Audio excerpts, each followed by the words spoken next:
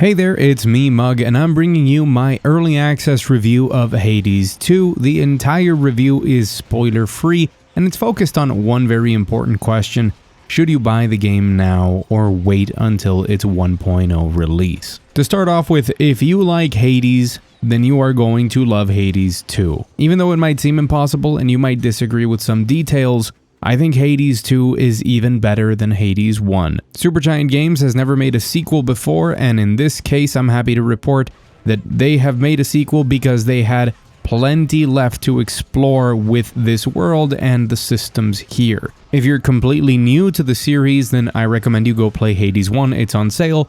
But the elevator pitch is that it's a roguelite with a lot of story progression and a lot of meta progression around that story that works as an isometric, very fast-paced action game. And when it comes to the content available in Hades 2, what I can tell you is that it feels very close in content to the finished version of Hades 1, but with some very important differences. The story is not all the way there yet, and there are some clear roadblocks that tell you you cannot progress past this point because the game isn't finished beyond this point. I can't tell you how many of those are, but I have encountered two very big ones in the game that clearly gate the progression forward. And despite having come into those roadblocks, I stand by what I said, that I think this game is very close in content to Hades 1. Even right now, in this early access stage, which in my opinion is more polished than many fully released games, there are more stages, more enemies, more bosses, more music tracks,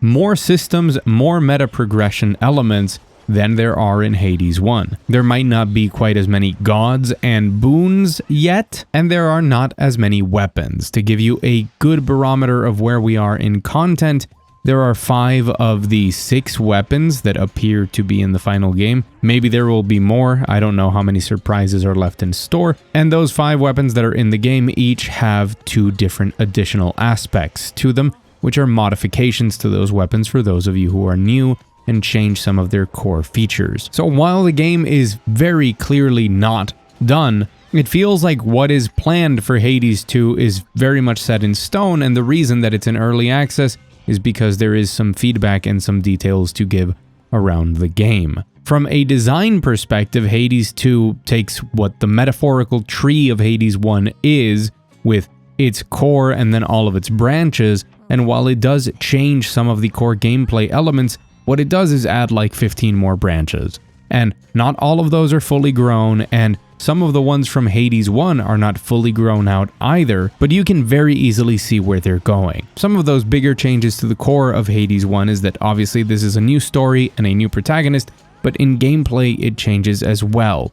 You have your normal attack, your special attack, and your cast this time around is a big circle that you leave beneath you on the ground. The big change comes with the magic meter, because you have magic as a resource, and you use it to charge up your normal, your special, or your cast to use a bigger, better, and oftentimes very different form of attack that does expend mana.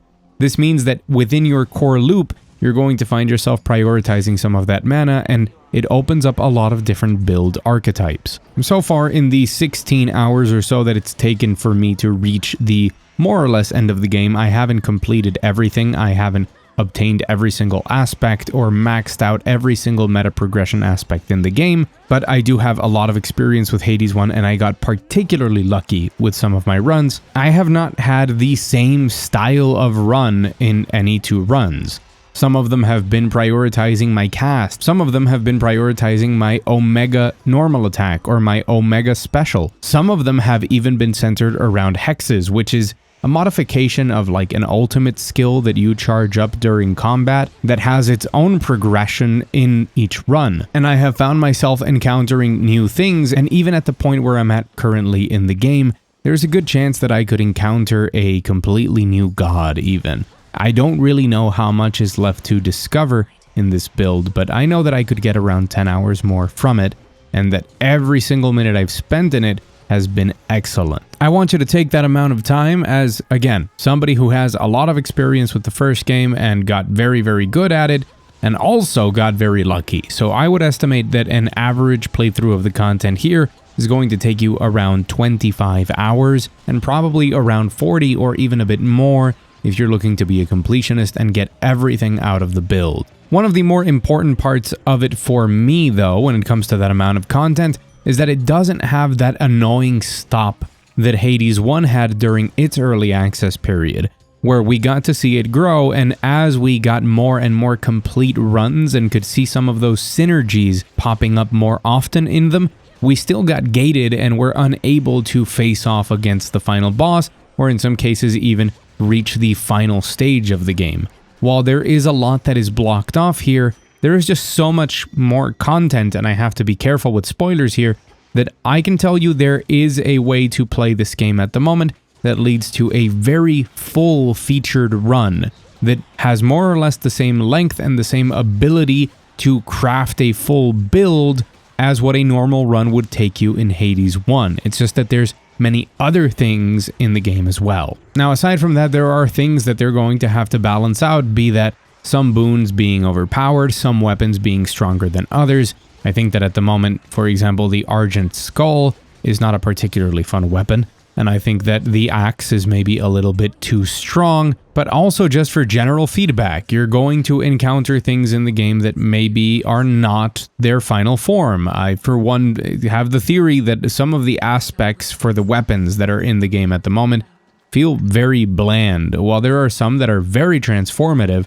at the same level of changing the weapon as the best aspects of Hades 1, there are some aspects that feel like the worst ones from Hades 1, the ones that we always ignored because they really didn't change the way that you would play with that weapon. There are also a couple of bugs. I mean, kind of literally. There's 2 enemies that I know of that have some glitchy hitboxes and kind of bug out during combat. Maybe they teleport a bit, or their attacks do. It's kind of weird. Some hitboxes on some synergies of some boons or how certain things interact are not all the way there in some cases, but they feel like balance issues that need to be figured out or very small technical problems, and nothing like the game just feeling badly designed, and that's the advantage that they have building off of Hades 1, and that is what this game does. It's just a massive expansion of everything that Hades 1 did. And in many ways, Hades 2 feels more like Hades twice. It's just that there's a lot of different content that feels like a true evolution of the game and just an exponential increase in quantity. So when it comes to deciding if you should jump into Hades 2 right now or wait for the 1.0 release, and I do think that you should jump into this game at some point, even if you have no previous experience with the Hades series, again, go play Hades 1. It really comes down to if you can stomach the amount of content that there is here, knowing that you have to wait to resolve the story and really get lost in the complete treadmill as you keep grinding away at the meta progression and keep playing the game over and over again in order to really progress towards that end of the story. The only other point of frustration that I've encountered in this early access build is that there is a part of the game that does have a very clear stopping point, and it sucks to be on a really, really good run doing that and then remember that I'm not going to be able to continue it. But at the same time, I'm really excited to see where the game goes, to potentially be able to give some feedback here on the channel later on, and to discover each of the updates as they come out. So if you're bothered by not being able to see the story to its conclusion or having any sort of wall that says, hey, this is where the content stops, those are the reasons to look out for to not jump in now. If you're worried about the amount of content in the game, there's plenty of it, so that shouldn't stop you. Although, just in case you're completely new, keep in mind that Hades, at least to me, is not the sort of endless game as some other roguelites are. I finished playing Hades 1 at around 250 hours, that's what I got out of it, and I got plenty more hours out of things like Isaac or Gungeon, but I still rate Hades 1 way higher than those games, or at least I think I do. I haven't sat down to actually contemplate that, but in some ways, even though it's a very content-rich game, it's a question of quality over quantity, and everything from the story to the music to the characters, all of that supports that. And I thought that I wasn't going to like Mel as much as I like Zagreus. I'm really warming up to her, I still miss Zagreus, but I like this story a lot. I can't say more because this is a spoiler-free video, but I do like it quite a lot. So I hope that I danced around every single spoiler. There was no gameplay footage of really anything that could be considered a spoiler at all, because I have enjoyed discovering every little aspect of this game tremendously, and I don't want to take that away from you. And I've helped you reach a decision on when you should jump in. I've been Mugthief, thank you so much for watching, and if this video did help you out, make sure to hit the like button. Leave a comment below if you've been playing some Hades 2. Make sure to keep it spoiler free as well. And if you want more coverage from my very in-depth analysis to my shorter reviews like this one, go ahead and subscribe. An extra special thanks to my patrons up on the Patreon wall, and you can check out the link in the description if you want to support me. There's only one tier, and it's $1, gets you up on the wall and a verbal shout out at the end of the long form videos. And as always, I'll see you again very soon.